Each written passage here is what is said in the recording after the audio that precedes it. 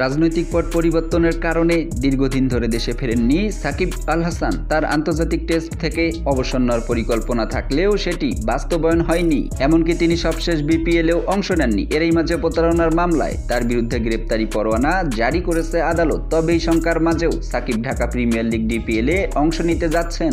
সাকিবের সম্মতিতেই ডিপিএলের দল রূপগঞ্জ তাকে দলে ভিড়িয়েছে। এই প্রসঙ্গে রূপগঞ্জের মালিক লুৎফারুর রহমান বাদল মিরপুরে গণমাধ্যমের মুখোমুখি হয়েছিলেন। সেখানে তিনি বলেন, এই টুর্নামেন্টের সবচেয়ে বড় আকর্ষণ সাকিব আল হাসান। আমার সঙ্গে ওর কথা হয়েছে, ও আমেরিকাতেই ছিল, ঘরের ছেলে ঘরে এসেছে, এটাই সবচেয়ে বড় নিউজ। সাকিব দেশের মাটিতে ডিপিএল খেলতে আসবেন কিনা এমন প্রশ্নের জবাবে বাদল আরও বলেন, আমি একটা কথা স্পষ্ট বলতে চাই, আমরা রাজনীতিবিদ সাকিবকে দলে নেইনি, খেলোয়াড় সাকিবকে দলে নিয়েছি। সাকিব দেশের বড় একটা সম্পদ, যা অচিরেই ঝরে যাক, আমরা তা চাই না। অলমোস্ট সাকিবের কেরিয়ারের শুরু থেকেই সে আমার সঙ্গে ছিল, এখনো আশা করি আমার সঙ্গে থাকবে। আমি আমাদের ক্রিকেটকে নতুনভাবে সাজাতে চাই।